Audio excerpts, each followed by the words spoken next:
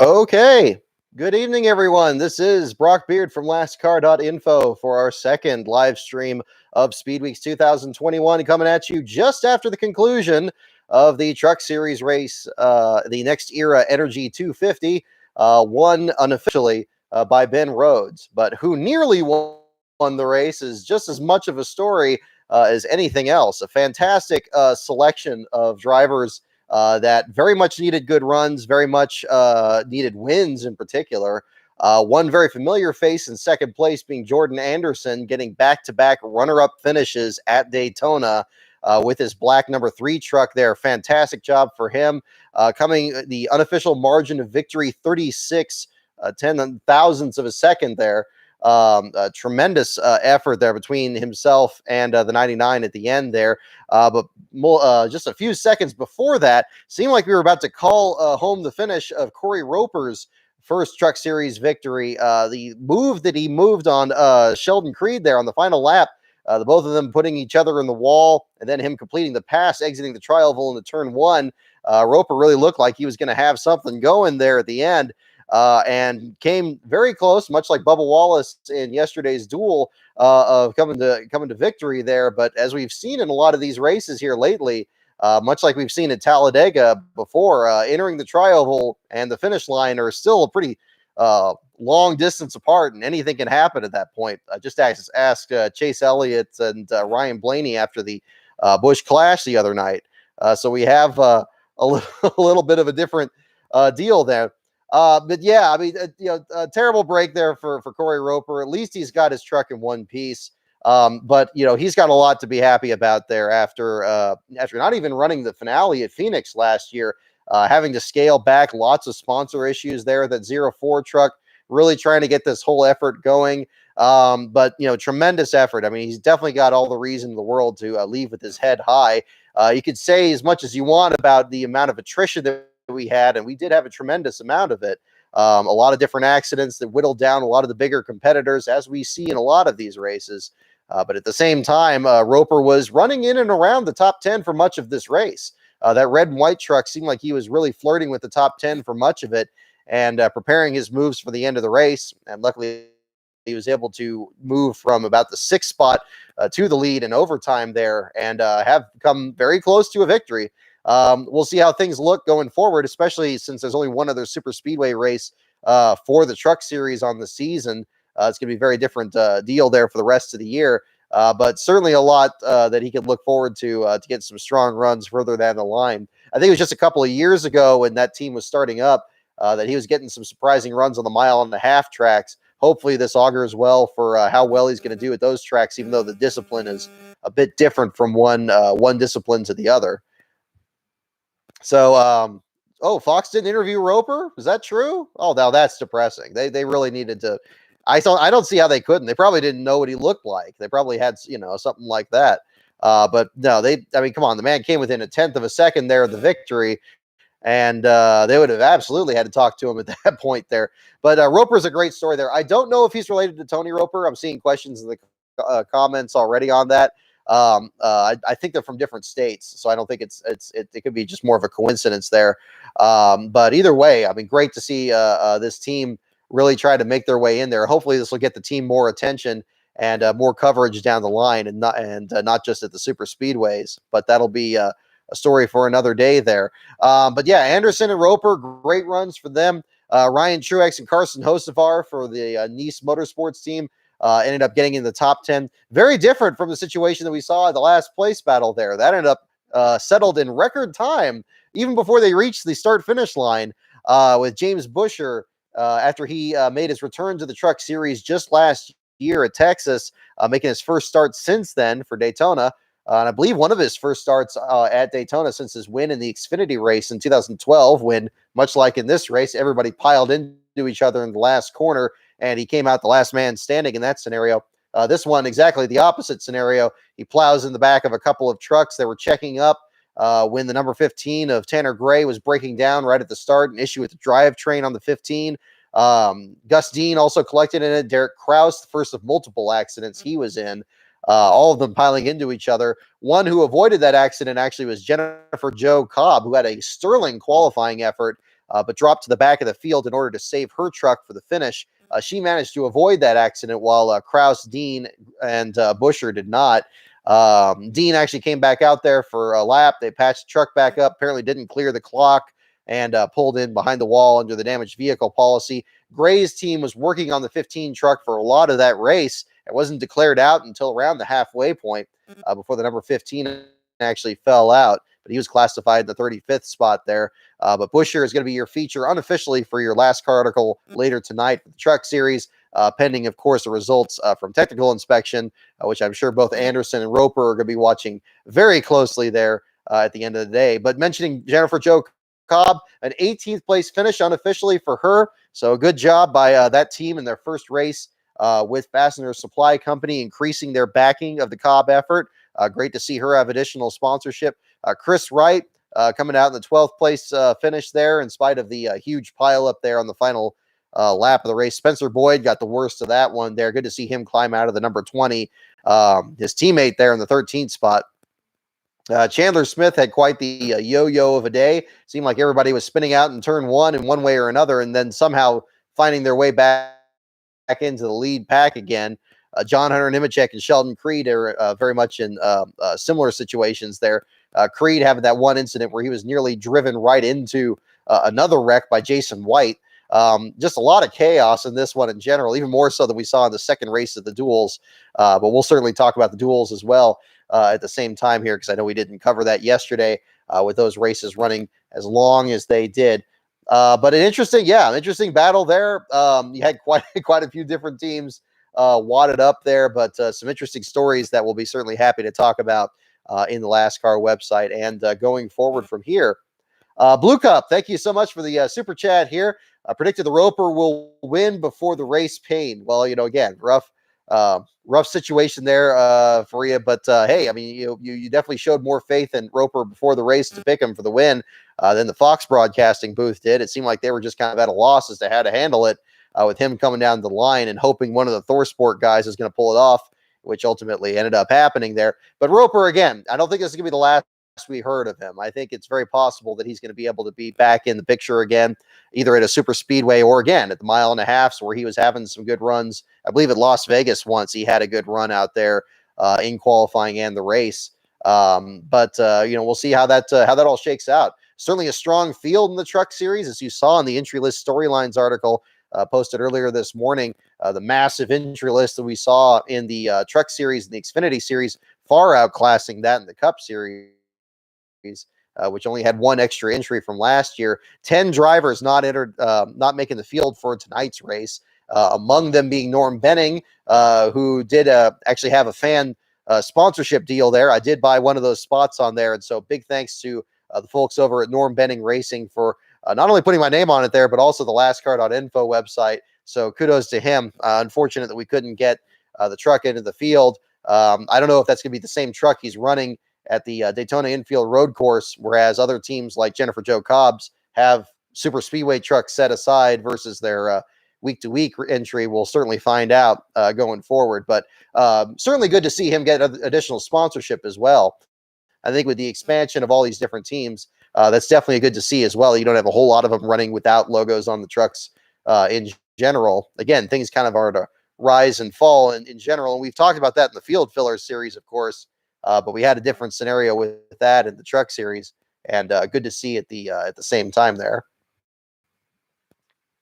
Yeah, at least Roper didn't get destroyed. Yeah, exactly. Good point. I mean, you don't want to see them get trashed at the same time there. I don't know who Buscher actually ran into. That was unclear from the broadcast. It seems like there's still a little bit of a blind spot, despite the Fox improving on where their cameras are actually set up. It seemed like they were just kind of moving. Of course, they're watching the front of the field to take the green flag, but just caught the tail end of that accident. Much like with at the end of the duels yesterday, how Cole Custer's accident was kind of missed by the cameras there, which was strange because for a lot of that race, you could see the entire field in one shot. It was kind of amazing that it was strung out enough that was an issue. We'll certainly talk about that there too. Pens 5919. Yeah, thank you. I'm glad you like the McMurray jacket there. Definitely bringing this out here as McMurray is also, along with Derrick Cope, making his return to the Daytona 500 for the first time in a couple of years, driving the number 77. Seemed to have a decent run there as well. We'll do trivia here as well. I got some plans for that as well. That we'll jump into this. Like Buescher ran into Dean. That would explain a lot. I mean, Dean obviously had really serious damage, especially in the nose of his. And they were qualified around the same situation there, but we'll certainly find out.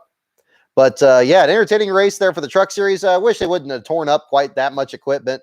It was just getting absolutely absurd, especially at the end. It seemed like that I don't know if it was a 12 or the 02, but one of those Young's Motorsports trucks just seemed determined to just wreck everybody from third on back, hooking to the right there. And so you basically just had Anderson and Rhodes and Roper really the only ones that actually made it through there. So that was a pretty crazy situation to certainly talk about there. All right. But certainly to talk something to talk about at the same time. All right. Let me look at the rest of the results here. We'll talk about the duels here as well and cover that. I think that's probably what we'll do. We'll probably do this stream tonight and then do the other one on Sunday. And we'll cover the Xfinity and the Cup race. That may change depending on how the Xfinity race goes. If we have a particularly good storyline on there, maybe we'll do one that night. But that'll kind of be the plan going forward from here. Looking further back, Brian Dozit. I was very pleased to see the 28 truck up there. Did a little bit of tire strategy to get on the front row. I know he did step out of line there and kind of let the rest of the leaders go by, but good to see Jim Rosenblum's truck up there, especially given the fact that there was pretty clear information just a couple of years ago that team was going to be closing its doors. Not the case. Perhaps the pandemic actually helped them out because they were able to actually run some more races last season, more races that Dozit had ever done in a season I think ever in the Truck Series in the few years that he's run the number 28. But good to see him back out there at the same time, getting a 19th place finish at the end of the day, right behind Jennifer Jo Cobb, right ahead of Jason White. Good effort by the 28 team. Certainly happy to talk about them whenever we can. Of course, they were featured in a couple of NASCAR articles last year, including the battle, I believe it was at Kansas, where Norm Benning and Ray Cicerelli were battling each other for position, and Dozit fell out soon afterwards. One of the best last place battles we really had in any of the three series last year. That was an entertaining article to write. I remember listening to that radio broadcast from a Best Buy parking lot after work last year. But those are the kind of stories to certainly talk about. Haley Deegan ends up 3 laps down after her incident on the back straightaway.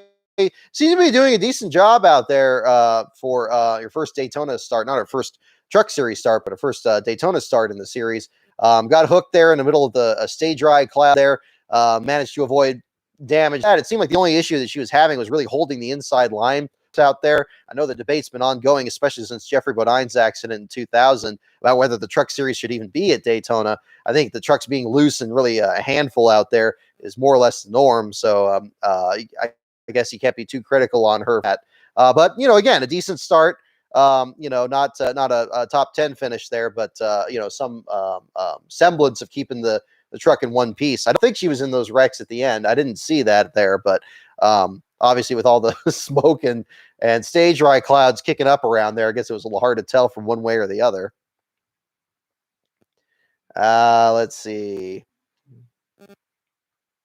Yeah, really crazy race, but yeah, definitely a bit of an interesting situation there. Xfinity race should be interesting too. Same thing with qualifying as well, with the big entry list on that side.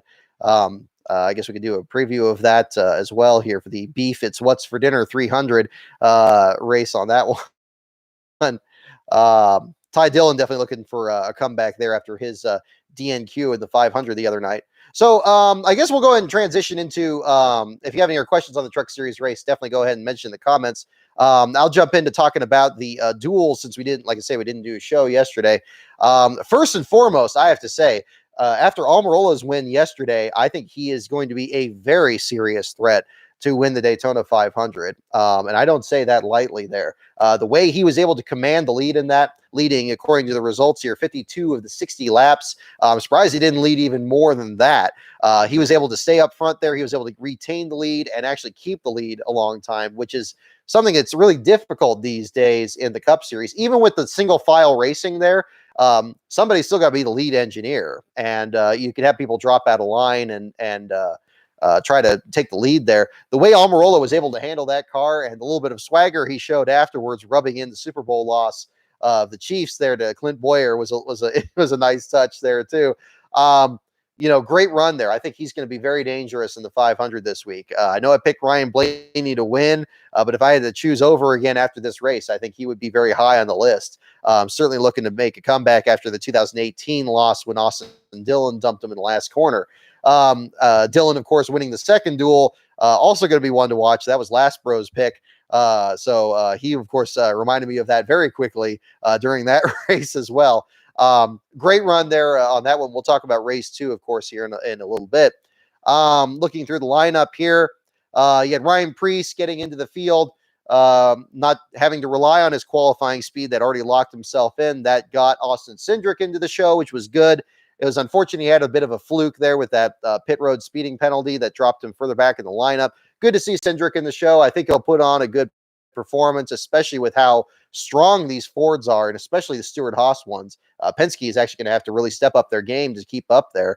Joey Logano looks as good as ever. Ryan Blaney and Keselowski having to go to a backup car after his incident there. But the Stewart-Haas guys, and especially Almirola, making a real statement. And I think Penske is going to need Cindric out there to help run interference or form up some kind of a draft to help them out on Sunday. And we'll see how much further they go. Fuel mileage was certainly an issue in the duels as well. We saw a lot of drivers running out of fuel at the end. Both Denny Hamlin and Cody Ware running out of fuel in turns 3 and 4 actually caused the incident that collected Cole Custer there and sent them to a backup car in what was pretty much the only serious accident that we had during the first duel. An incident there with Custer. I mean, Hamlin really couldn't do anything at that point. He was on the banking. It was going to be very difficult for him to get to the flat of the track safely without losing control of the car. You can't really fault him too much in that case there, and it's good that nobody else was really collected in it. Custer just getting the short end of the stick, much like he did in the Clash with that weird fire that almost gave him the last place finish in that one. He'll be looking to make a big turnaround in the 500 as well, which we've seen before on that same team. I think it was in 2017. Kurt Busch finished last in the Clash, came back and won his first Daytona 500 a few days later. So it's happened before. Maybe Custer is setting himself up for being one such story. I was disappointed that Eric Jones wasn't much of a factor. I expected that with Petty Enterprises, and especially with Bubba Wallace's performance with them in Daytona a couple of years ago, that he would be a lot faster there. Whether it was pit strategy or whatever, he dropped back there and never seemed to be able to get back up there. So that was unfortunate. Also unfortunate that Timmy Hill had a bit of a pit strategy that didn't quite work out. Again, perhaps a fuel mileage or something of that nature. Both of Carl Long's teams, I think, put on a fine show out there as best they could under the circumstances with older cars. And Timmy was certainly one of the most fun drivers to follow in Speed Weeks last year. It's too bad he's not in the Cup race. I guess he's in the Xfinity race tomorrow, so it's good that both he and Ty Dillon are going to be ones to watch in the race there.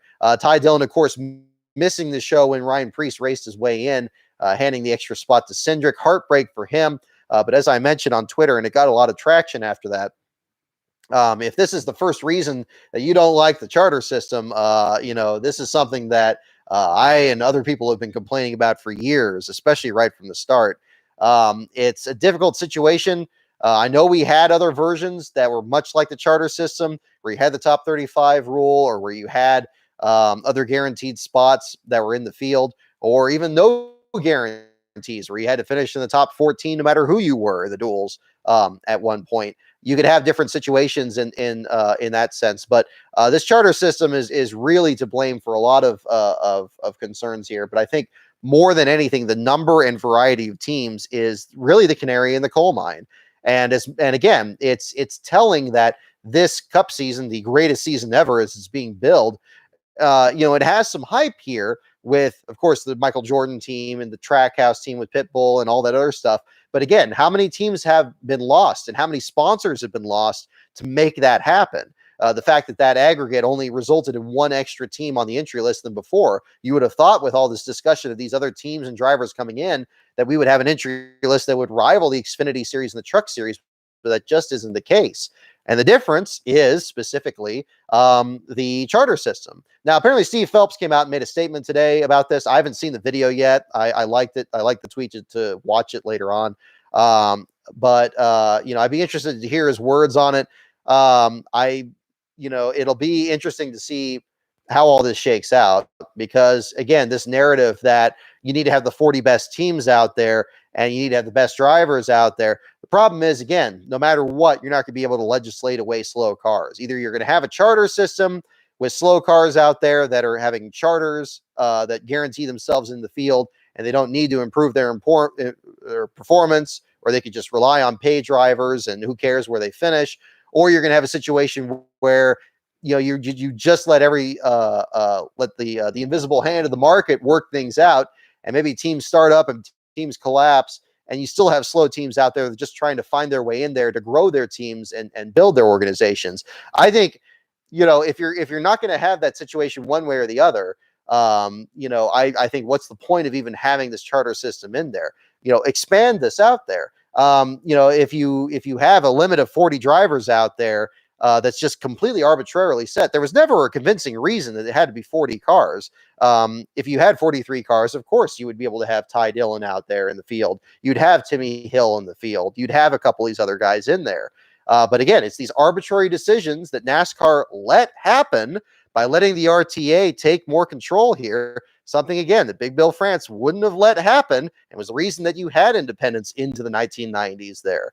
And they may have been phased out, but not until after some of the biggest names of the sport, like Darrell Waltrip and Bill Elliott and Ricky Rudd, all started teams of their own because the economy allowed for it. And part of it was the amount of sponsorship and the enthusiasm for the sport at the time, but also to tell the truth, it was the lack of restrictions that prevented teams like that from starting up. And again, this was mentioned. You think about other drivers over the years. Bill Lester, for example, in 2006, Larry McReynolds was commenting on that when Lester was qualifying for that race and saying, "Look, this is a put up or shut up sport.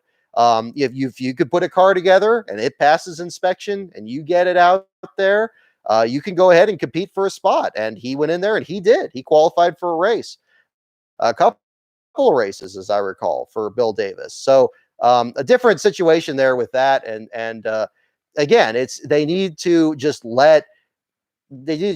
less restrictions. They don't need more of them. If you want to have a lot of teams in there and you want the best 40 cars out there, then you let them compete against each other. And if the team's not good enough to compete on a regular basis, they won't be in there. And the sad reality is, a lot of times those teams that we lost are teams that once were great. We don't have Petty Enterprises anymore. We don't have Bud Moore Engineering. We don't really have the Wood brothers are still there, but really as a Penske team, they're not really, not built out of Stewart, Virginia anymore. These changes that have always happened, it's just a part of the sport. I mean, it's just like we don't have the Carl Kiekhofer team with the Mercuries that Tim Flock drove anymore. Teams have risen and fallen with, the prosperity of the sport for years.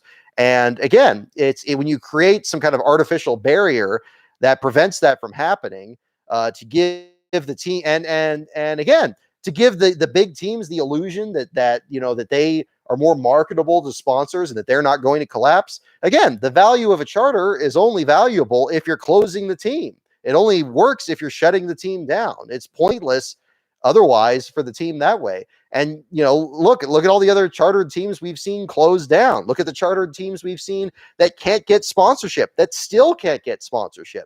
Guys like Kyle Larson that can't get sponsors. It's not a guarantee of anything. It's helped a couple of these teams. You have people that look to invest in the sport and want to get a charter out there with this promise that they're going to be more marketable for sponsors. But again, it's the competitiveness of the sport and how much interest people have in the sport that drives that. And if you have a charter system in there, you're artificially reducing that. So that's a big, I know I hammer this. I feel like I talk about this every week, but every week there's a new example of why it's not working. And it just makes even more of a case for it. So again, I don't know what Steve Phelps said about it earlier. I have a feeling what he said, but I'm not going to comment on that because I haven't watched it yet. We'll probably talk about that on Sunday because I'm sure I've seen that at that point, but that'll be interesting. So, we'll find out going forward. So looking at the rest of race one, Josh Bilicki, your last place finisher, overheating issues there. He had temperature issues right from the start. Bilicki was talking about replacing the radiator in the car. They pulled the car behind the wall. We had a very similar situation apparently with BJ McLeod in race 2, where he spun out, didn't want to damage the car further, didn't want to damage the engine further, and pulled out of the race. Both those teams locked into the field because of the charter system, for better or for worse. And you have that situation. So, again, great run by Daniel Suarez. I think the Trackhouse team, I was very impressed with them. They were actually making a good move there at the end of that. I think it got kind of overshadowed with some of the other performances at the front of the field, especially, again, Almirola's dominance. But that's another one to certainly talk about at the same time. So I'll be very anxious to see how the 99 does at Daytona going forward.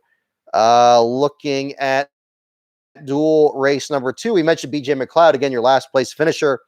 First of several drivers listed out with accidents. Heartbreak for Noah Gragson. He really put on a good show in Mark Beard's car with Mark's name on the roof of the car. Very classy touch there with for him. Looked like he and Garrett Smithley were going to put up a fantastic battle to the end for the last transfer spot, as David Reagan wasn't really a factor for most of that race and seemed to be content to let the two of them race against each other for most of that. Unfortunately, you had a situation where a hole closed up where Smithley was trying to get around Keselowski at the same time as Smithley was racing Gragson. So all three of them get collected. William Byron gets a piece of it, destroys a car that was on the front row. But that's part of the duels. You look back to Ken Schrader wrecking in the 1990 duels. You have situations like that all the time, and the top teams are the ones that rise above it. I was just listening to MRN's broadcast of the 1992 500. Davey Allison, when he won his only Daytona 500, came in there with a backup car that was trashed and managed to avoid the day's biggest accident that collected everybody else, and was able to hold off our Rise of the Field fillers friend Morgan Shepherd for the victory in that one. So again, it can take all forms. It's happened more recently than that. You think Matt Kenseth in 2009, and I think 2012 he did it as well. Other drivers that have been able to do that over the years. So the road is definitely not over for people like William Byron, Ross Chastain, and Anthony Alfredo there further back in the lineup.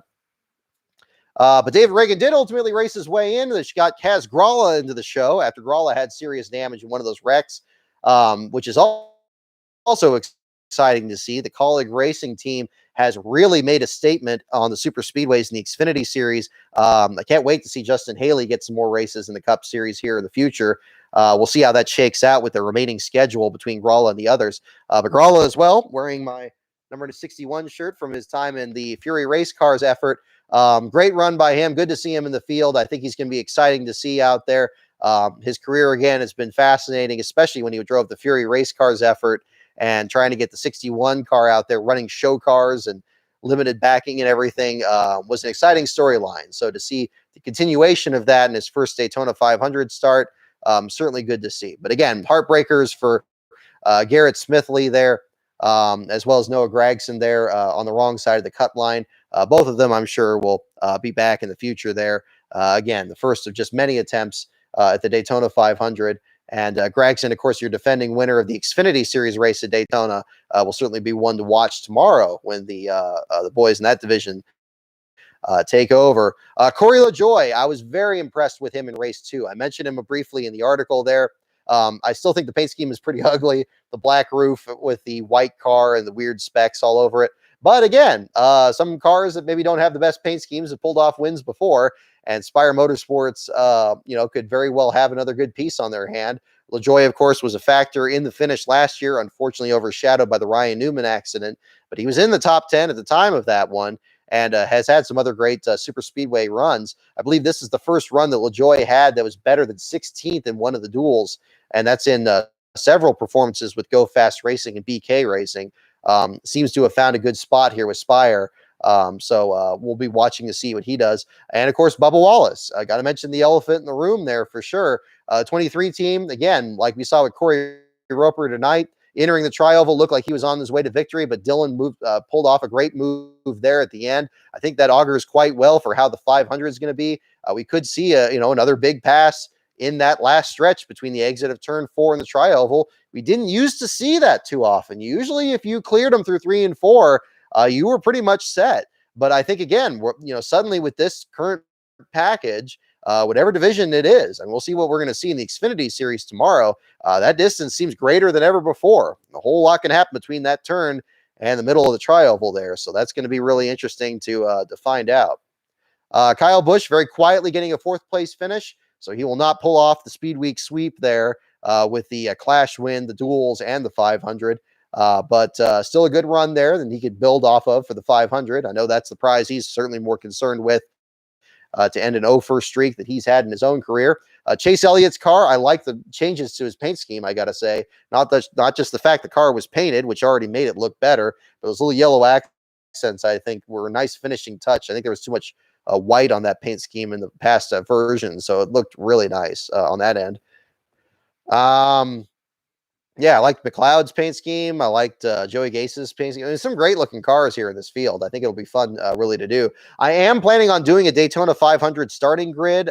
It's going to be a little bit more bare bones than last videos because I will admit I haven't put anything together yet. I haven't even written the script yet, but I may put something together kind of really quickly and get that up here for you guys tomorrow, sometime tomorrow. I'd like to get it up it's Saturday night at the latest. But that's kind of the goal here. It's been certainly a busy week here with all this content, and but I'm keeping pace with it here, and certainly appreciate you guys tuning in both on the website lastcar.info and the YouTube videos here on this channel as well. So we'll certainly do some more of that going forward. Let's see, rest of the lineup here. Chase Briscoe, is unfortunate to see him break loose there, getting a bit of damage in one of those accidents there, but again, to be expected, making the adjustment from the Xfinity Series to the Cup Series. But again, great job by Austin Dillon getting the good run there. Now getting the outside of the second row there for the start, and depending on what happens with Alex Bowman's engine, which apparently latest reports seem to indicate they haven't changed the engine. That's going to be very interesting to see going into the 500. Whether or not it's going to be the entire front row moving to the back, and perhaps the front row being Dillon and Almirola. And if that happens, those two seem to have very good pieces out there. Especially Almirola. I can't overstate that. I think he's going to be very dangerous on Sunday. And these other guys better be ready to really challenge him for the lead, or they're going to be running for second place or perhaps fifth place if he's going to be running with his teammates there. So very interesting to find out. Okay. So we've covered all these stories except one that we certainly need to talk about. And again, another elephant in the room there. We need to talk about Derrick Cope and what happened in the second duel race here. Now, again, I will admit my bias in this. Not only do I think lap traffic and slow cars are inevitable and add to the challenge of NASCAR that's unique to the sport. I don't think that there's any real problem with that. Of course, I'm biased too because I'm currently working on Derrick Cope's biography. So this is a chapter that I'm still writing in the book here, and I'm hoping that it's going to be, at least a decent finish or something to kind of end the book on that note.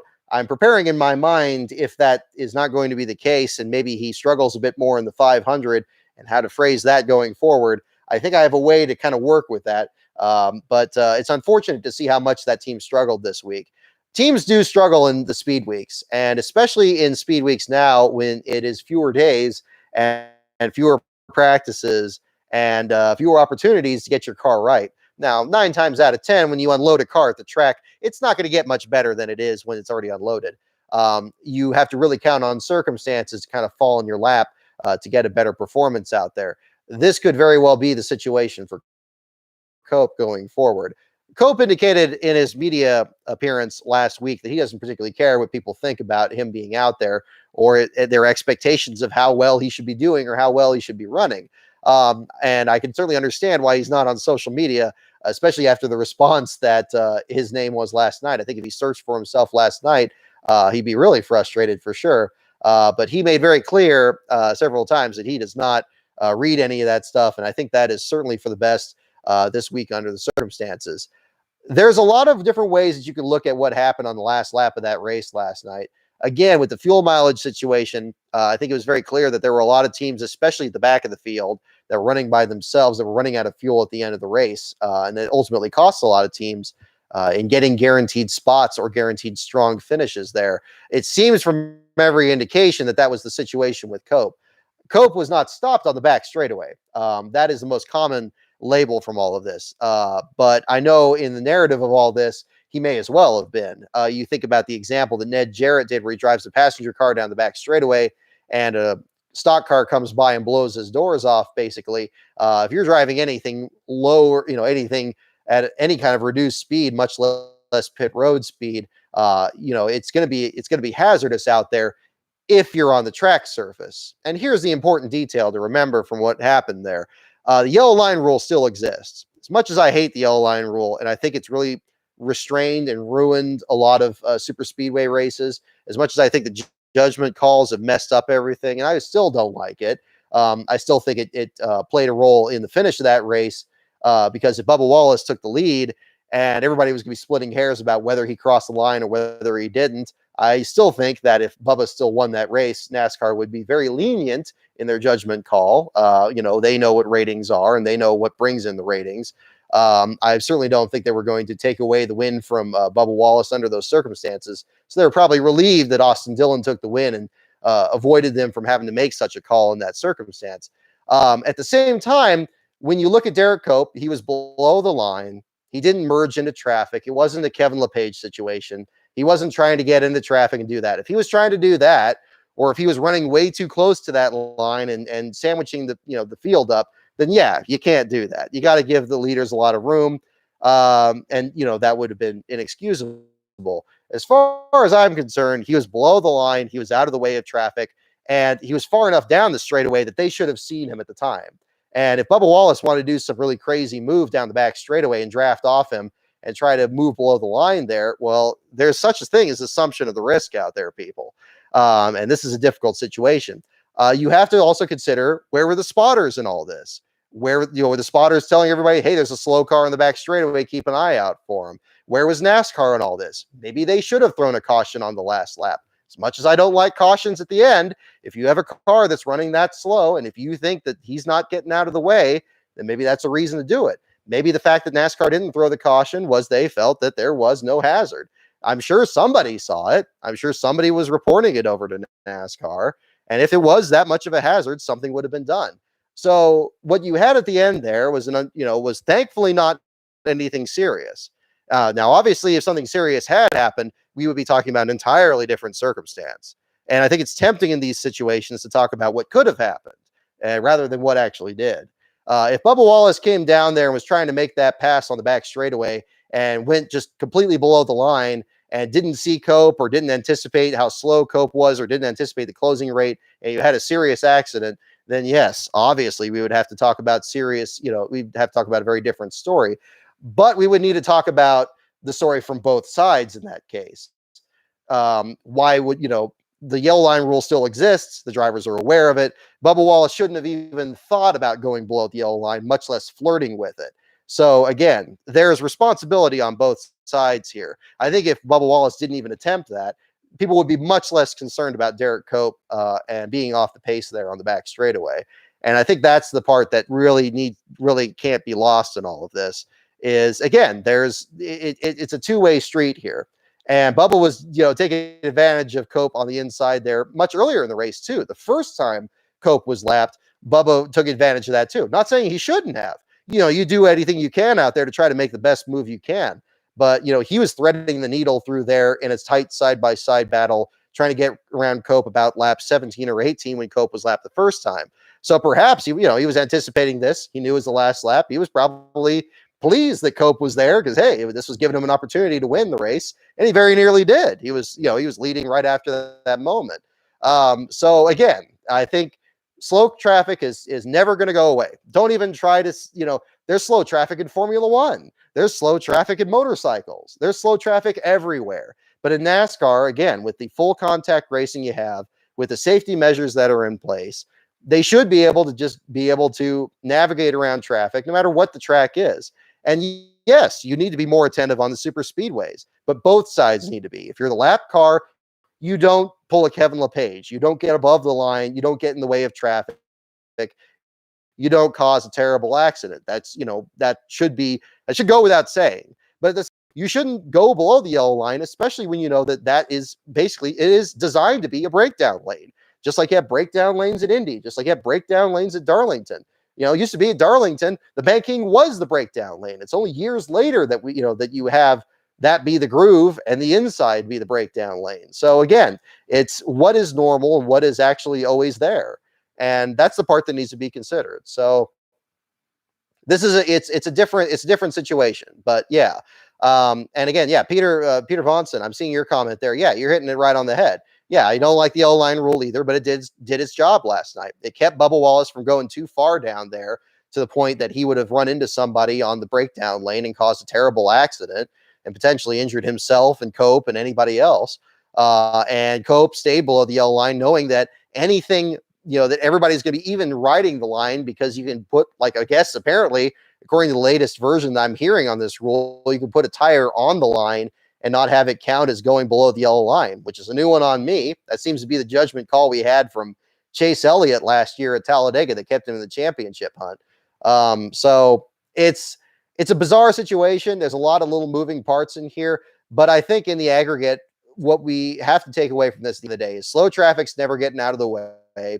And so therefore, if you're running on a slow team, there are certain measures you need to take. There's certain things you need to be aware of. You need to know which lane you're going to be in so that the leaders can go by. I was listening to that traffic on Cope's radio, and he was making doubly sure with his team that he was in the right lane, saying, okay, this is the lane that I'm going to be in. These are the lanes that they're going to be in. Just let me know what's going to happen. And you'll hear this from any other team at the back of the field, whether it's Joey Gase's team or whether it's Spire Motorsports or any of the other guys running at the back of the field. It's just what you have to do. But again, the responsibility is also with the big teams out there. Just because they're the leaders, just because they have the most money, just because they have the most backing, doesn't mean that everybody else is just not there. It doesn't mean that everybody else is just in their way. Even the blue flag with the orange stripe on it is just a suggestion. You don't have to move out of the way. There's that bit of gamesmanship out there that plays a role. And NASCAR has put these drivers in that box, whether it's the yellow line rule, whether it's the lucky dog rule, whether it's any other rule that they've come up with. That means that you have to compete just as hard if you're 8 laps down in 40th place, or if you're the leader leading by 10 seconds. That's just the nature of the sport. So again, it's, we see this rhetoric time and time again. And I'm going to talk about this actually in a future episode of the Field Filler series, because it's actually pretty relevant to the same discussion, because we hear this over and over again. Look how Garrett Smithley's ears are burning every time Kyle Busch speaks, even if he's not mentioning him. You get some drivers just get labeled with this. And what's really funny sometimes in NASCAR is those guys end up getting top flight rides. And suddenly, they're one of the guys out there that's competing for wins. Matt DiBenedetto used to be a start and park driver. Corey LaJoie drove for BK Racing when the wheels were flying off that team. Now they're running for better organizations, and they're able to compete up there and run faster cars. That's the best kind of revenge, is success. And we see that in NASCAR all the time. So, that's a different situation, but I think that's, kind of the long and short of it there. So leaning a lot into it there, but obviously it's still a big controversy. I know a lot of people still talking about it. I know, and I don't need to add too much more to that versus other debates there. I'm just noticing that I'm draining the battery on my computer. I should plug this thing in before it goes out on me. Let me make sure this is the right plug. We'll drain the battery there. Is it booting up there? Okay, we're good. Okay, we don't want to lose that at the same time there. Goober on. No, thank you. I'm glad you enjoyed even my rambling voice here when I'm not reading a script or something like that in front of me. I saw a comment on here earlier too on a different subject, asking about the next episode for the IndyCar Split series with NASCAR Man. I'll let him handle more of the promotions on that, because that's his baby there. He's working on that. But I can say that I do have the next script for the 3rd episode. I haven't recorded it yet. I'm hoping to do it probably the same time I'm doing the starting grid, if not soon afterwards, and get that out to him. As to a release date, I defer to him rather, to get more information on that, and we'll find out when that episode will be up. I did one rehearsal of that script there. I think you guys could be in for a treat on that one for sure. And those of you that are in the $1 and up levels in my Patreon, you'll be able to see that before it goes live, up to either the same day or within 24 hours of the release date. Depends when the episode gets to me, when I'm able to put it up online there. So stay tuned for more of that. Let's see. Code Red. Nope, I have that today. I got the Pepsi with real sugar here tonight. So I got that. We'll bring some Code Red back out, I think, for Sunday for sure. I need to go shopping again this weekend. So, thoughts on Ross Chastain so far in the 42? Don't have a lot of information on that so far. I've seen your comment there, Matthew. It's certainly crashing in the duels is not part of the plan, but it's going to be interesting to see what he does going into this week here. Obviously, with the crazy moves he pulled in the race in the 500 last year, that ended up taking out my fantasy pick last year when I picked Logano for the win, and he ended up wadded up in a huge wreck in turn one. I had to say I wasn't entirely impressed with his run in the Spire Motorsports car. Maybe things will settle down in the 42 car. That's going to be interesting to find out. Let's see. Finding out anything on this. Where do I think Cope will finish on Sunday? Well, you don't want my answer to that. I think, the situation with that, he'll probably be in a situation where he's going to be losing laps in the early stages. And, he'll probably settle down in like maybe 2 or 3 laps down and just trying to make it to the finish. Depends how many cautions we have. If we have long green flag runs, unless he's able to hitch up with a couple of teams. I think one thing I tried to point out in the NASCAR article yesterday, and I was struck by it and watching it in the broadcast, is he was giving BJ McLeod all he could stand at the first couple of laps of that race. He was very racy going against it there, and Cope was trying to get around him so he could hook up with Quinn Houff, his teammate there, the Star Comp team, and get up there. So there were a couple of good battles there for the first couple of laps, and BJ's car was pretty good too. He was able to kind of hitch on to the back of that field and stay with him. If Cope is able to get the car good enough that he can do that and at least draft with maybe a few of these other small teams out there. We've seen this even at the high downforce races like we had at Fontana last year with some of the Rick Ware and the Timmy Hill, Carl Long efforts and everything like that, able to link together and try to stay in touch with each other as best they could. That's going to be interesting. But I think he'll be in a situation there where, again, I think the most interesting thing with Cope is you don't realize other than his Daytona 500 win, he's never finished better than 18th in the Daytona 500. That Cinderella story was like literally just that one time, which is the most amazing thing. He had never scored a top 5 finish before he won that Daytona 500. He failed to qualify for the Daytona 500 a year earlier. And he's one of the only examples I can think of somebody who was a DNQ one year and winning the 500 the next. I'm letting on a little bit from stuff that's in the book there. But these are things to keep in mind. And that's going through Cope's entire career through his most recent 500 start in 2004 for Arnold Motorsports. So if he even gets a top 20 finish out of this race, that's a huge accomplishment for Derrick Cope. So keep that in mind too. And he's driven for all kinds of different teams that drove for Bud Moore, drove for Bob Whitcomb, drove for Cale Yarborough, drove for Bobby Allison, drove for himself, drove for any number of different teams. Jim Testa, all these different organizations over the years. Fred Stoke, the list goes on. He has had such a varied career in this. This is something that'll be talked about more in the book. So yeah, if he finishes, especially if he finishes better than 18th, that'll already be his second best Daytona 500 finish. So if we have high attrition, or he's able to get back on the lead lap and actually stay in this thing, that'll be a success. And again, I don't think Cope's setting his marks that high for himself. All of his interviews have indicated to me that he's just looking to have fun. He's just looking to go out there and enjoy himself. Now, he doesn't want to be a hazard out there. He doesn't want to be in anybody's way. He doesn't want to cost anybody a win. But he doesn't care what anybody thinks about it either. If he's going as fast as he needs to go and NASCAR says he's above minimum speed, that's all he really needs to do. But he is looking ahead to see if he's on a lead lap in the last 20 laps. In his own words, he said, they're going to have to deal with me. That's going to be the story that we're going to look ahead to on Sunday. And we'll certainly be watching if he's on the lead lap, if he gets a lucky dog or any number of them, or if it turns into a crash fest and he's suddenly a factor in that thing, you better believe he's going to be one to watch, and it is apparently going to be his last Cup start. That's going to be something that they're going to certainly talk about going forward. I haven't heard any confirmation. I don't have any additional information on that.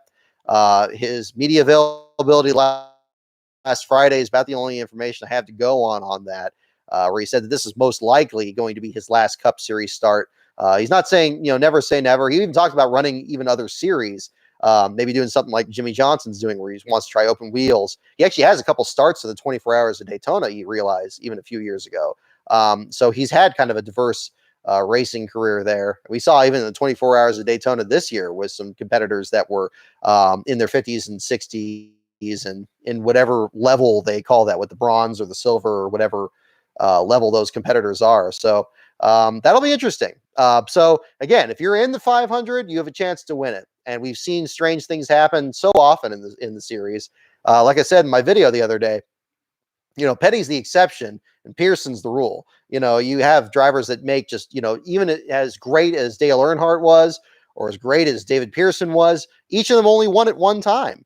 It just goes to show you how difficult that race is to win, and how exceptional it is when you have a driver like Richard Petty winning it 7 times, or Cale Yarborough or Bobby Allison winning it 3 times, or Yarborough and Sterling Marlin and Richard Petty, and now Denny Hamlin winning it 2 years in a row, and potentially 3 years in a row for Hamlin this year.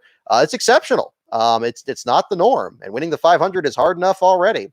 And I can't wait to find out what happens on Sunday and Saturday, for that matter. Again, I think there's a lot of people that we're seeing in the Saturday race that we're going to see in the 500 in the near future. We're already seeing a couple of them, like Kaz Gralla and Austin Cindric and so forth. BJ McLeod to that degree as well. Saw him a little bit last year as well. Those are going to be interesting stories. And who's going to be the next one? Who knows? So it's very exciting right now, and I'm certainly going to be following the back of the field, but certainly one eye on the front of the field too. And as for Derrick Cope on Sunday, it could be one way or the other, but we're prepared for it one way or the other, and still working on writing that last chapter in the book for sure. So that'll be something that we're looking ahead to. Let's see. Yeah, MB2 Motorsports. Yep, exactly. Yeah, we talked about him back in the Johnny Benson video. Yeah, he was like the founding driver for him there. So yeah. So we ran a bit long here talking about the duels, talking about the truck race. We'll go ahead and transition into some trivia here in a little bit here as well. We'll do a few trivia questions to lead off. I have, let me get this all set up here in the meantime. Let me make sure I get this pulled up. What's this?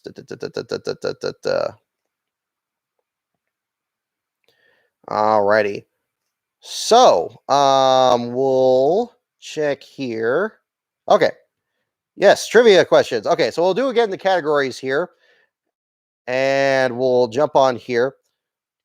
All right, you're heading out to Wrinkleson. You might want to stick around for this one. I'll give you a second here. Okay, so here are the categories again, and I'll give you everybody an opportunity to pick which categories you want. Categories are drivers, the wild card, NASCAR, pits, and teams, and tracks. I'm doing it in a different order. That's throwing me off. Let's try it again. I always end with the wild card. Okay, here we go again.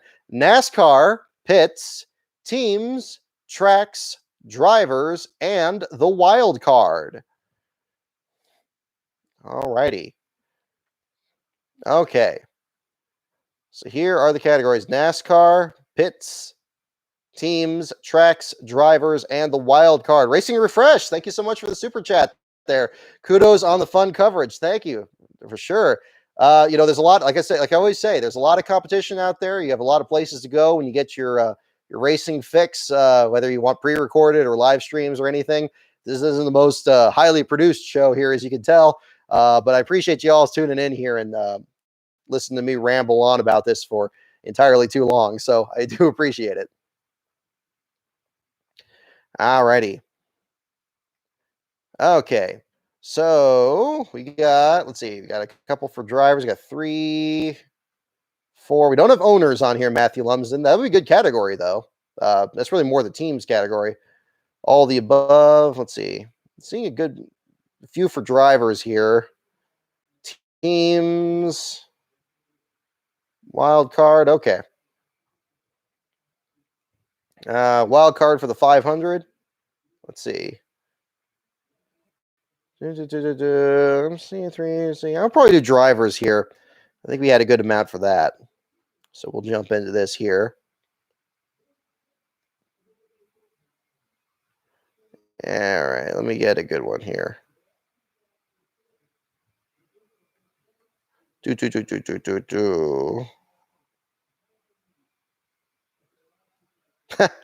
Okay, here we go. All right, here's one to clear the cylinders. All right, first question here. What driver turned to auto racing when a knee injury stymied a pro baseball career? What driver turned to auto racing when a knee injury stymied a pro baseball career? There's our first question for the evening. You're watching at 4:13 in the morning in England, Matthew? Right on, man. Thank you for staying up with me. What driver turned to auto racing when a knee injury stymied a pro baseball career?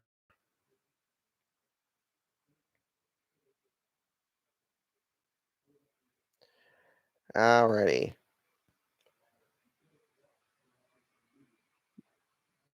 Driver turned to this. All right, we got guesses for Derrick Cope, Fireball Roberts, Darrell Waltrip, Brandon Ash, Cope or Fireball, Fireball, Rusty Wallace, and the answer is indeed the man of the hour, Derrick Cope. Derrick Cope is indeed the correct answer.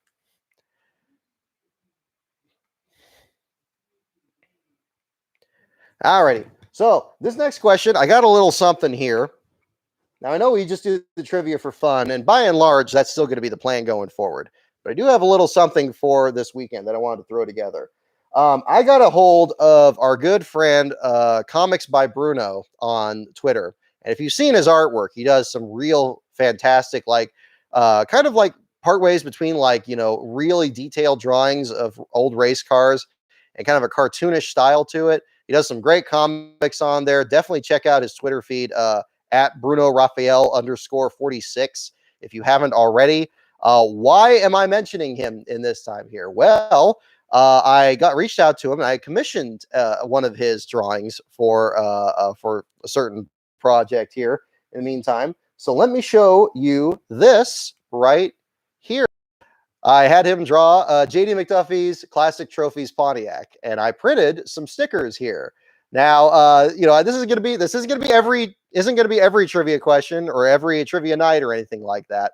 But I'm going to give some of these away here on the show here tonight.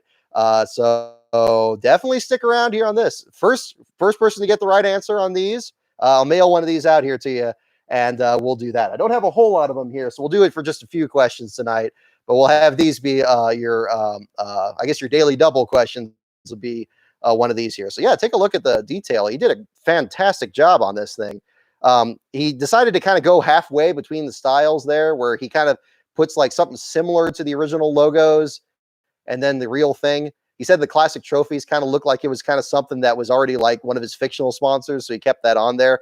So this is the June, basically the one that they made the die cast off of, the Pocono paint scheme with the Classic Trophies there. So we'll give away a few of these on here, and we'll do that. So we'll do a couple of these here. So of course, if you're the winner of one of those questions there, definitely make sure you get me your mailing address, and I will drop that in the mail here for you. All righty. And on that note, this first one is going to be one of those questions. So again, this is going to be one of our daily double, one of our JD McDuffie questions here on this. So get your hands ready on the buzzer. First person with the correct answer on this. Don't look it up. You're not going to have time to do it. So definitely make sure you'll do that there. So again, this was a question for the first of these stickers here. So first question. What NASCAR Winston Cup driver grabbed every pole at Michigan in 1983? First person with the right answer gets the sticker. What NASCAR Winston Cup driver grabbed every pole at Michigan in 1983? Get your answers in right there. First person with the correct answer gets the first of these JD McDuffie stickers. What NASCAR Winston Cup driver grabbed every pole at Michigan in 1983? Okay, don't look it up. Go ahead and just type in your answer. I'll give it a little bit of extra time here. As you can see, I got one of these on the back of the computer here too. So there we go. All right, we got guesses for Waltrip. All right, I'm going to presume you say Darrell Waltrip on there, not Michael. So that's fine. Elliott, Waltrip, Allison, Richmond, Pearson, Allison, Waltrip, Baker, Earnhardt. All right, we got a few more on here. I'm going to start a thing here in the background. Boop-a-doo. All righty. Okay. Got a lot of guesses here. You can go ahead and keep the guesses coming in here. All righty. What NASCAR Winston Cup driver grabbed every pole at Michigan in 1983? And the answer is Terry Labonte. Terry Labonte did it. Wow. Did anybody get that? I don't think anybody got that. Waltrip, Kale, Waltrip, Allison, Pearson. Wow. I don't think anybody got that. Wow. I didn't think that was going to be too hard. Terry Labonte. How about that? Okay, well, that's all right. Here, we'll do it. Yeah, that's I didn't see that one coming either.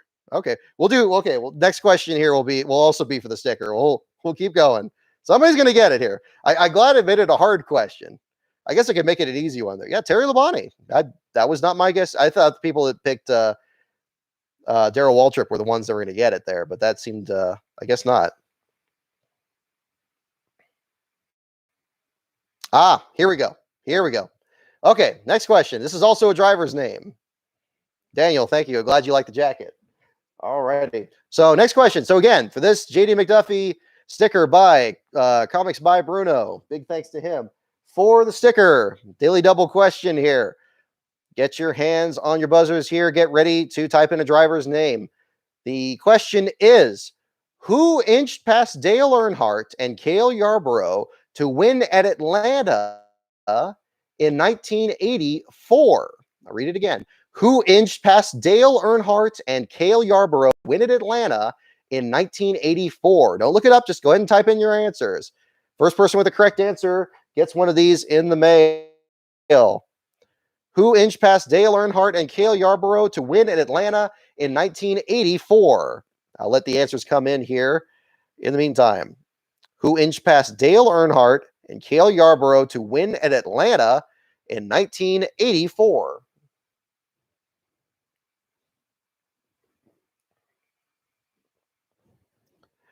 All righty, letting the answers come in here.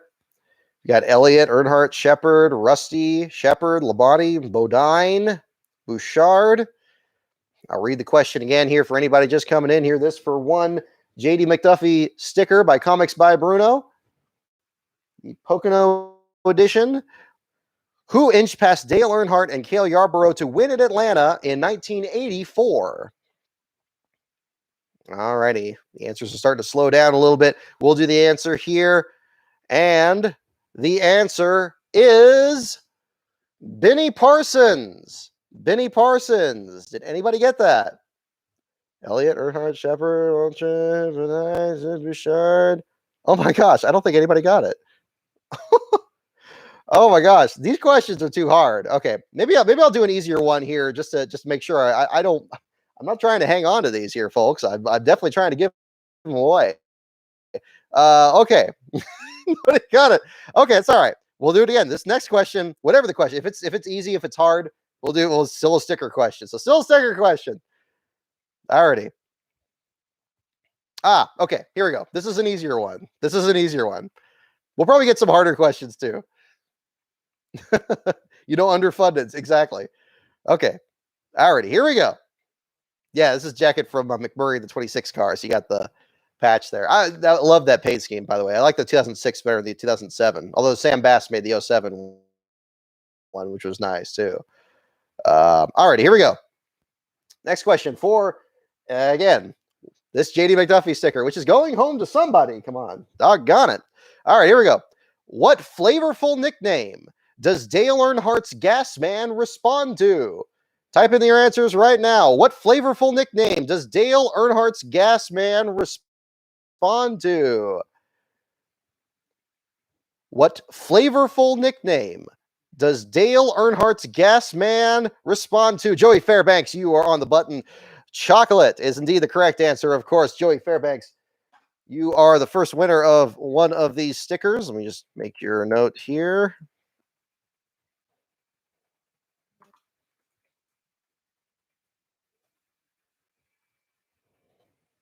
All right, let me save this. All right, you can drop me. You can either drop me. Don't post it in the chat, of course. Put it put it in the either send me an email, thebrockbeard@gmail.com, or you can send a my Twitter DMs are open as well. Whichever one you're more comfortable with. You can certainly. Oh, Ross Chastain, were you ahead of him? Joey Fairbanks, I think it's the first one that shows up on here. That's what I'm seeing on the text here. You're close. You're very close. Send it via Twitter. Okay, perfect. Yeah. So again, my email, my Twitter handles are all available on there. So just send it out to one or the other, and I'll get that together. So there's the first one. All right. All right. Since we had a couple questions that were too hard, we're gonna go ahead and do that. Yeah, I got Joey first on that one too. That's what I'm seeing here.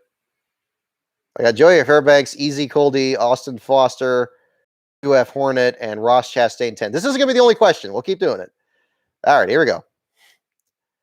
You're very welcome. Okay, here we go. All right, here we go. Next question. So the next question is also a sticker question. Sticker question number 2. What father and son finished first and second at the 30th Daytona 500? What father and son finished first and second at the 30th Daytona 500? What father and son finished first and second at the 30th Daytona 500? Request a Travis Quapple question.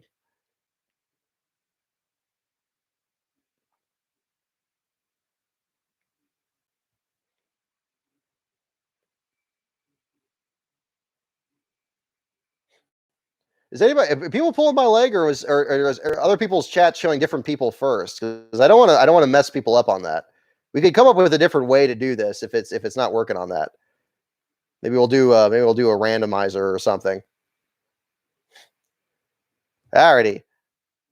And of course, the answer is Bobby and Davey Allison. Bobby and Davey Allison. Alrighty. Okay, so on my feed here, the first person to put Allison was AJM RC10. And I didn't say she had to put the first names or not, so I'll go ahead and count that. So AJM RC10, you are getting one of these too. So absolutely. Yeah, if it's showing up at different times, I don't want it to be other people see theirs first. Okay. All right. Well, we'll go with what I got. What I got. Yeah. Go with what's seeing first on mine. But yes, I have AJM RC10 as the first one with the correct answer. So you are getting one of these as well.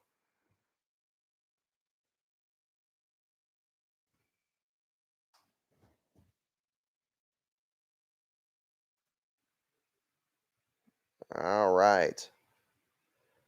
So excellent. So yeah, so go ahead and drop me drop me either an email or a Twitter DM or Facebook DM. I mean, all my stuff's pretty available there, so you could contact me on that. Flying Blaney, good. Thank you. I'm glad you like the jacket for sure. We'll probably just do these last few questions. We'll just make these all sticker questions and just do these out here. If I have any left over, maybe we'll put some more on the 500 show and we'll do those as special ones here. All right, here we go. Next question. You can do an email. That's fine. Yeah, that's fine. Excuse me. All righty. Okay.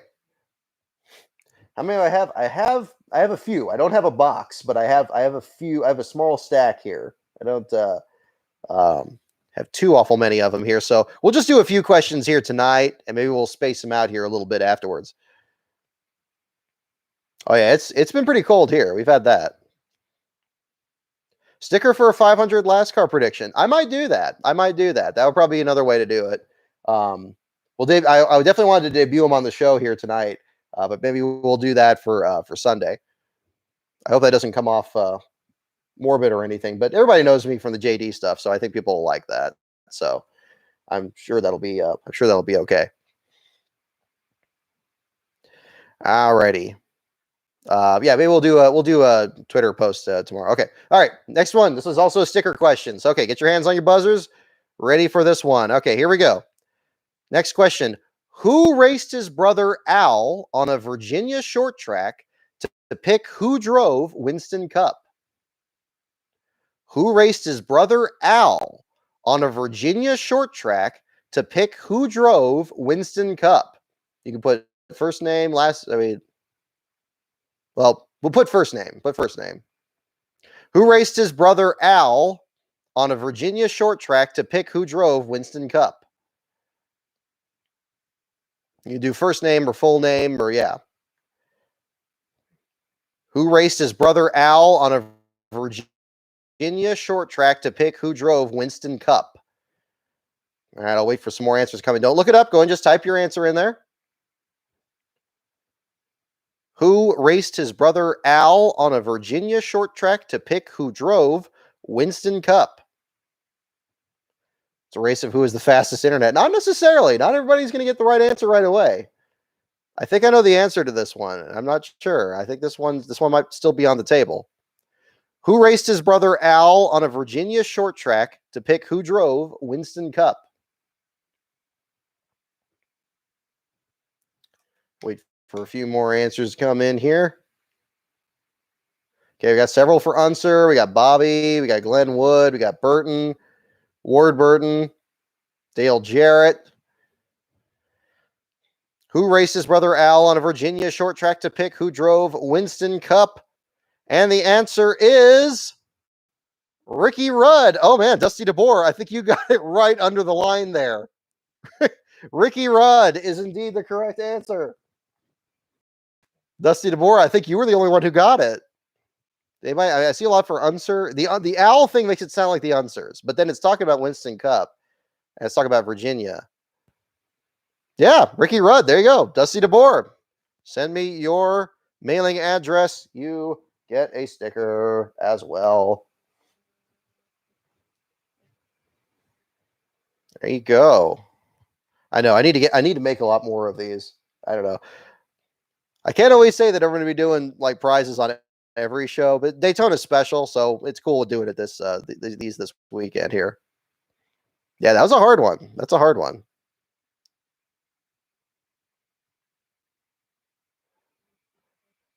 Let's see.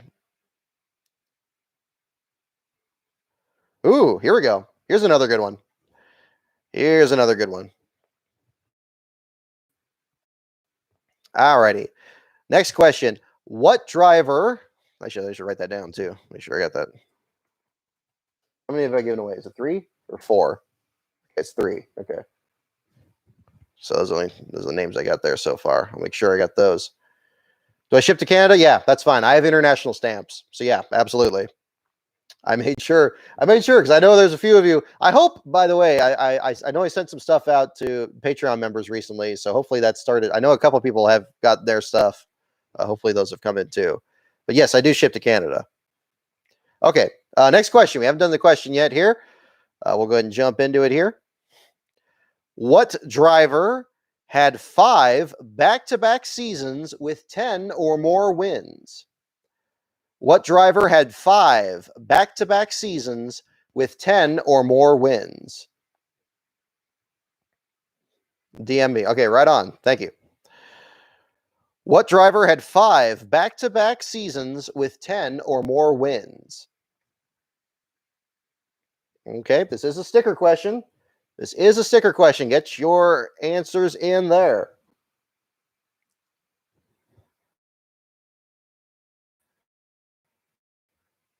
What driver had 5 back-to-back seasons with 10 or more wins? 5.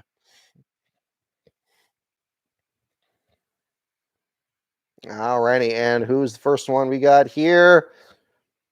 And the answer is indeed Richard Petty, the king. It is indeed that answer. And the first one I see with Petty is Easy Coldy. Easy Coldy. Thank you so much. Make sure you send me your contact information. You are taking home one of these stickers as well. Or I guess rather you're receiving it at home. I like to think you're all in the same room here, but yeah.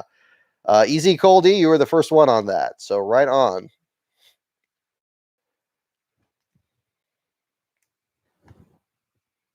All right, let me see. So that's those. What do we got here?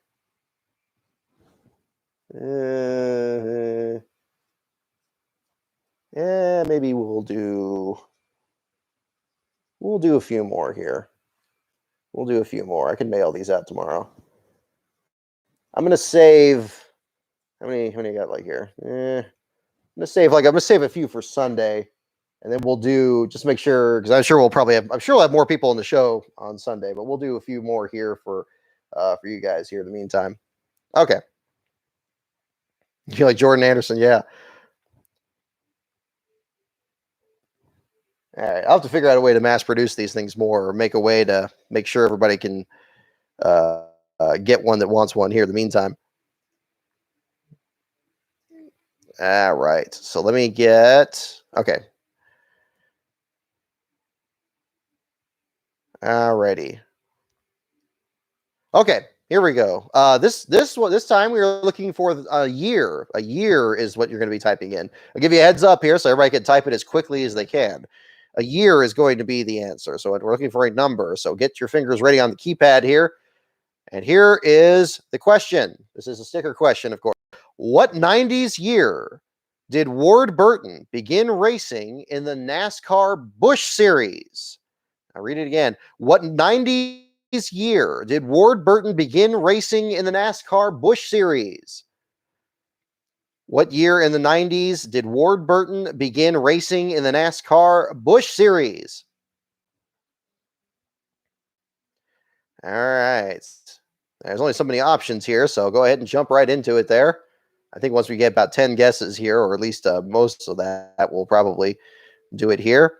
What 90s year did Ward Burton begin racing in the NASCAR Busch Series? Don't look it up. Don't look it up. You're not going to have time to do it, and jump right in. What 90s year did Ward Burton begin racing in the NASCAR Busch Series? All right. Going once. Going twice. Going three times. Okay, hang on. Easy, Colby. I'm keeping track of this too, so I don't. If you've already won one, it's going to go to the next person afterwards. I'll throw that in too. Just make sure as many people get them as possible. What 90s year did Ward Burton begin racing in the NASCAR Busch Series?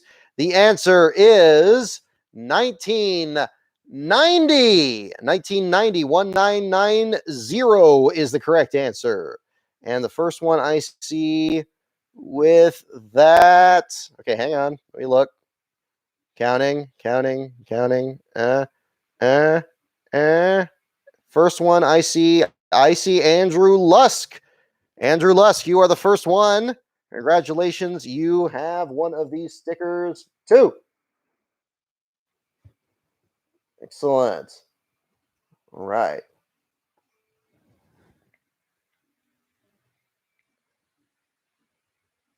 Same year Derrick Cope won the 500. Exactly. There you go, man.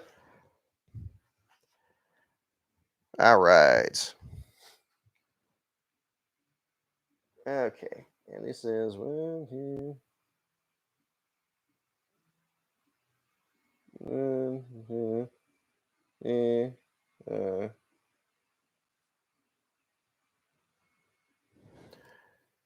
Okay. So we got 1, 2, 3. That's 5. Okay, I just want to make sure. I really should have ordered more of these. I apologize for doing this when I didn't order more of them, but I have. Okay, make sure I don't give away anybody else's to somebody else. Okay, there we go. So that's the 5. Okay. All right. We're going to do 2 more questions here tonight, and then we'll hold off on the rest of these. We'll space these into our show for the 500 on Sunday. So 2 more for tonight, and then we'll go from there. So again, big thanks to everybody for jumping in on the show here tonight. It's a little reward here for you guys for following up on here in the meantime. Andrew Lusk.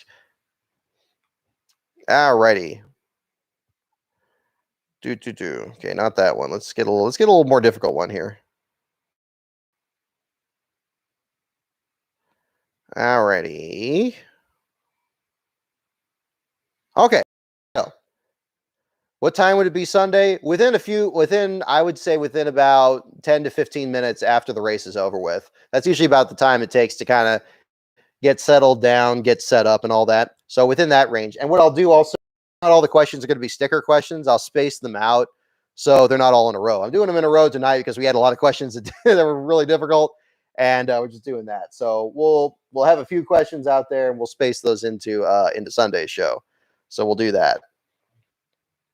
I appreciate you guys enjoying it here. And again, yeah, if you don't win one of these on the question, I'll find a way there that I can order more and either sell them, for like a nominal price or something like that. So anybody who wants one, of course, can get one. So I think I got to check with the guy online there too, because Bruno's okay with that.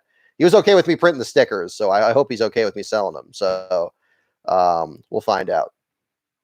Okay.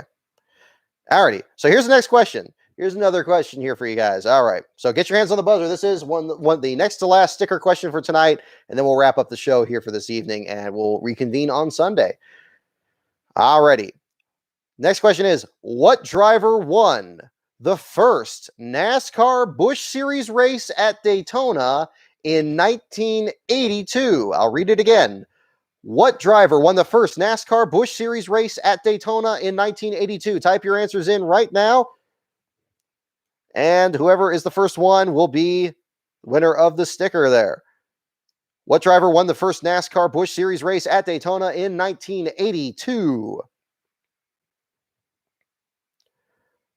What driver won the first NASCAR Busch Series race at Daytona in 1982? And again, if you're not the first one to get the first answer, you can always guess a different answer and be the first one to guess that one. So we'll do that.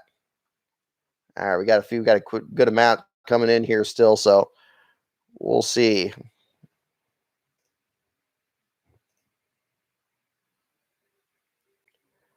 All right.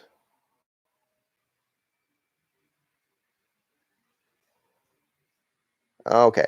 All right, we got guesses all over the place. We got Earnhardt, we got Samard, we got Ricky Rudd, we got Bodine, we got Lake Speed, we got that's just in the last few of these. Okay. So one more time, what driver won the first NASCAR Busch Series race at Daytona in 1982? The answer is, of course, Dale Earnhardt. Dale Earnhardt is indeed the correct answer.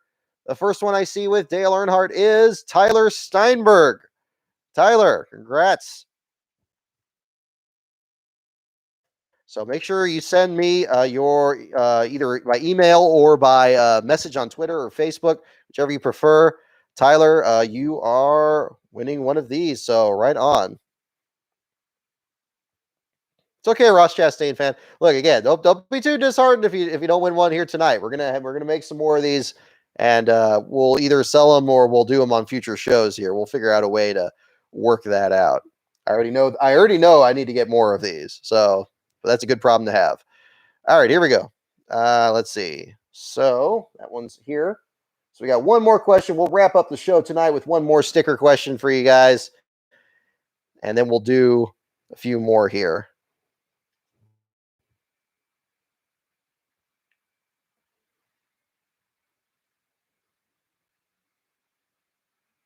Yeah, it's very close. It's very close. I mean, it's getting to the point now where like a whole page of answers are coming up on this. So we'll do some there. Alrighty.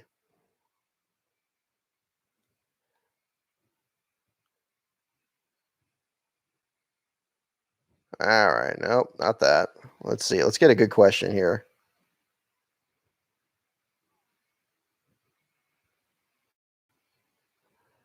Let's see here. Oh, deadline to send addresses anytime this weekend if you can. Just so I don't forget about it. I got your names listed here. I have six people on here so far. Make sure if I'm forgetting anybody here. I got Joey Fairbanks, AJM RC10, Dusty DeBoer, Easy Coldy, Andrew Lusk, and Tyler Steinberg. Those are the six names I have here. I think I got 6 stickers here. 3. I need to have like an accountant or something for this. Okay. Yeah, so it's 6 there. All right, yeah, lucky number 7, exactly. You never know.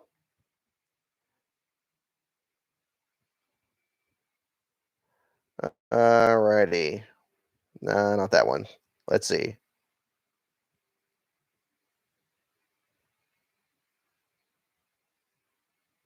Oh, no, that's too easy. No. Next one.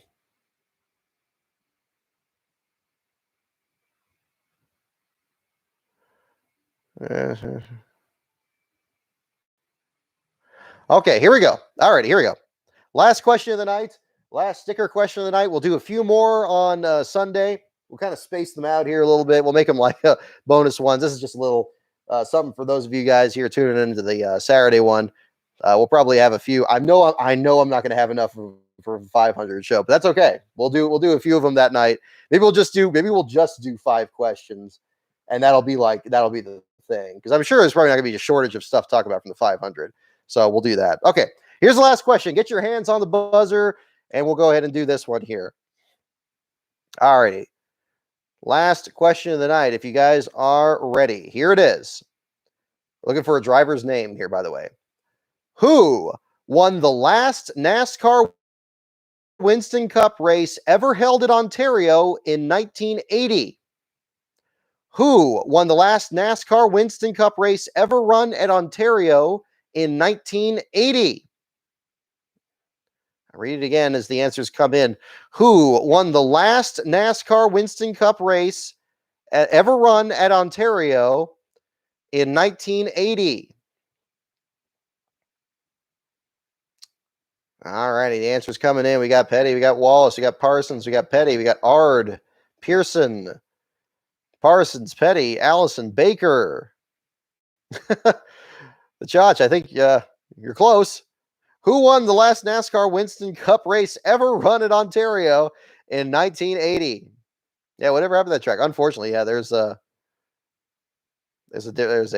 Hooters there now. There's Hooters in a big shopping mall, so there's not much left of that one. Who won the last NASCAR Winston Cup race ever run at Ontario in 1980? Last question of the night, and here comes the answer. The answer is Benny Parsons. Benny Parsons. And the first one to pick Benny Parsons on here on my list, I'm making sure, just making doubly sure, is Michael Goodman. Michael Goodman, congratulations. You have won another sticker for tonight. All right, so I'm going to have to order many more of these for sure. And again, I can't guarantee we'll do giveaways on every trivia thing. I know we haven't really done that too much, but from time to time we'll do something like this. Certainly in the 500, I think I have 5.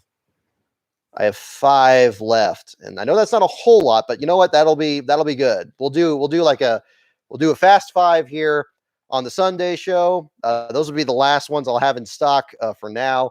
We'll order some more of them, and we'll do it for a future show. I don't know when exactly, but we'll kind of space them out from here on. We'll just do special questions from now and then, and kind of space it that way. But since tonight's the first night of it, we'll put them all out in this one here. So we'll have that at the same time. So again, congratulations. Yes, congratulations indeed to the 7 winners we had tonight. I'll make sure I have everybody's address here, and we'll keep up on that. I know Easy Coldy, you were concerned about that.